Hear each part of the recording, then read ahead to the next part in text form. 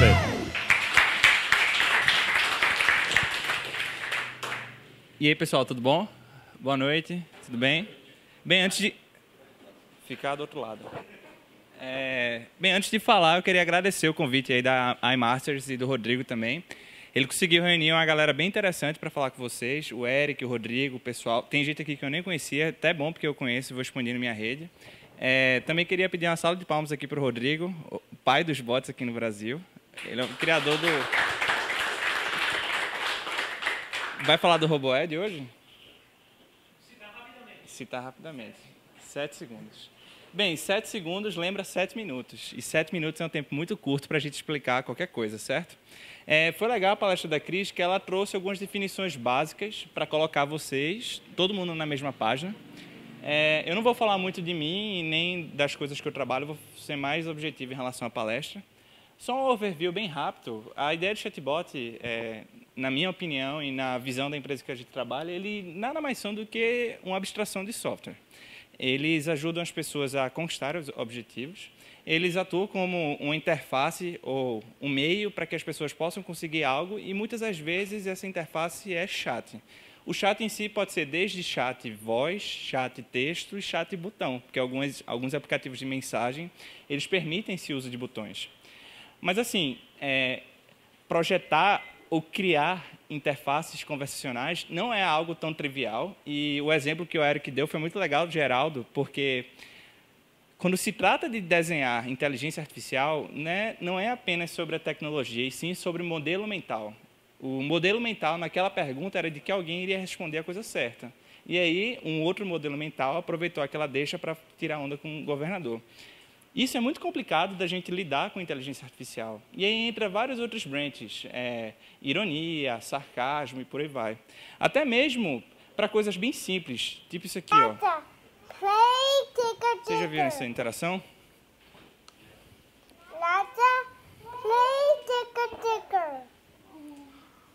Bobby, can you talk to play wheels? You want to hear a station for porn detective, porno ringtone, hot chick, amateur girl, quality, sexy, hot pussy, anal dildo ringtone. Alexa, stop!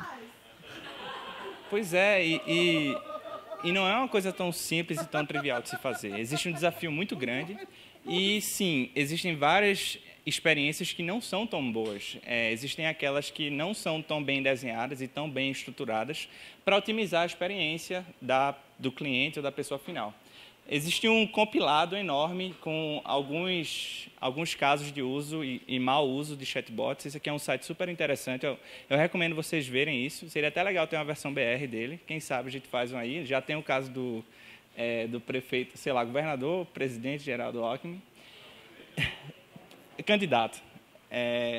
Mas então, vocês devem estar assim, tá, mas o que eu posso fazer, quais são os passos simples que eu posso fazer para otimizar ou melhorar a experiência do meu chatbot? Muitas das vezes, quando eu vou palestrar sobre chatbots, às vezes as pessoas me perguntam se existe alguma literatura para tal. Tem livro de chatbot, tem livro de desenhar interfaces convencionais. Cara, esse momento que a gente está vivendo agora é muito novo. As interações que a gente está tendo agora são muito novas. Quando as pessoas escreveram diversos artigos sobre design e sobre inteligência artificial, isso aqui não existia. Então, a gente está tendo uma vasta gama de aprendizados em inúmeras situações.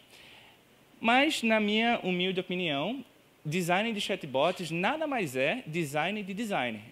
Esse aqui é um livro bem interessante, se chama Os Elementos da Experiência do Usuário, User Experience. Ele é um livro de 2002 e, na minha visão, tem tudo a ver com chatbot. Ele diz que toda experiência, todo produto, ele precisa passar por um período de concepção, que vai desde o abstrato até o concreto. A experiência em si, ela existe nessa linha tênue entre as duas faces. Por quê? Por um lado, tem o abstrato, que é a empresa que está projetando um serviço ou uma experiência, que ela quer ter o seu retorno. E, por outro lado, tem o concreto, que é a experiência final, aquela que o cliente está usando o serviço. Nem sempre ela pode ser boa. Às vezes, uma experiência ruim pode atrapalhar muito essa parte abstrata. Eu não vou ter tempo de focar aqui em todas essas etapas, mas eu vou falar apenas da parte concreta. Eu trouxe para vocês um exemplo, 4 exemplos de como vocês podem melhorar a experiência de leitura e até mesmo de conversação do seu bot com os seus clientes. Para esse exemplo em si, eu optei por utilizar a plataforma do Messenger, o Facebook Messenger.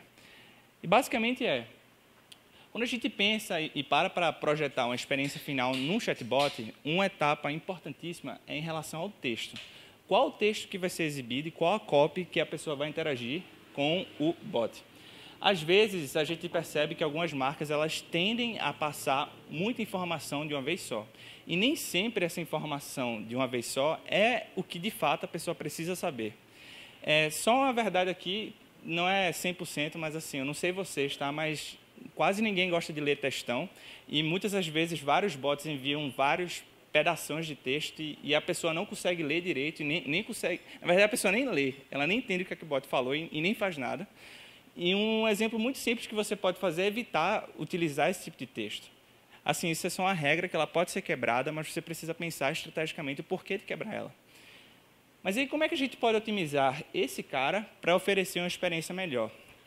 Tem um componente no Messenger que é super interessante, que se chama o typing. Ela é uma function que a gente pode chamar e utilizar dentro do Messenger, que é basicamente a gente permitir que o bot em si ele possa enviar mensagens com um tempo de espera entre uma mensagem e outra. E isso otimiza a leitura da pessoa do outro lado, porque ela consegue digerir a informação com mais calma e, ao mesmo tempo, ela tem um feedback de que mais informações estão vindo. Tem até uma regrinha que dá para você fazer isso, até mesmo brincar com Fibonacci. Tipo, na medida que esses textos forem crescendo, a gente vai aumentando o intervalo de uma mensagem e outra. E tem várias coisas que vocês podem fazer para brincar e otimizar. A ideia aqui é a gente facilitar a leitura. Ao invés de vir um bloco só de texto, a gente quebra isso em alguns blocos e permite com que a pessoa possa digerir a informação com mais calma e tenha mais tempo para entender o que é que aquela interação, aquele ponto específico representa. O type em si, ele é apenas um exemplo de componente que vocês podem utilizar. Vocês percebem que desse blocão, ele partiu para uma leitura muito mais calma e você consegue, aos poucos, pegar pelo menos os pontos principais. Mas, ainda assim, é possível a gente melhorar. Eu vou explorar agora um outro tópico que aí depende um pouco da persona, que foi o que a Cris acabou de falar. O uso de emoji. Eu sei que algumas pessoas não gostam de usar isso, mas o emoji em si ele pode representar muito em relação à marca. Ele pode, inclusive, ser usado como markdown, para facilitar a leitura.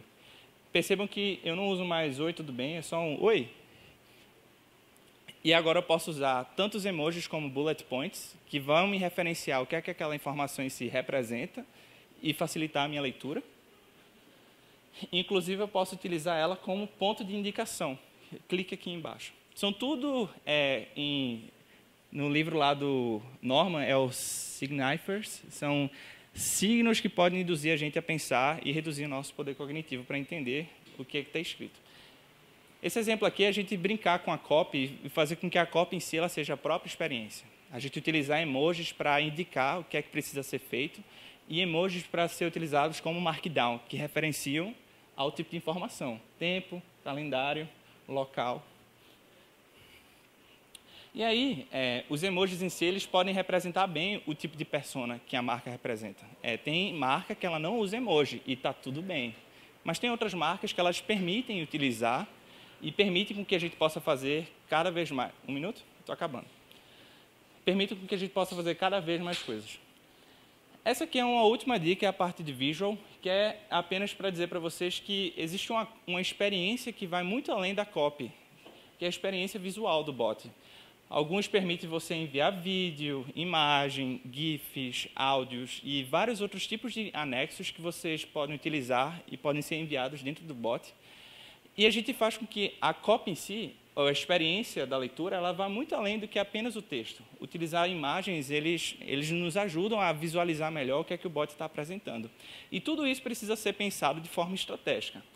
É interessante quando você for fazer um bot, você ter um guia visual específico, no qual represente tanto a marca quanto aquele bot em si.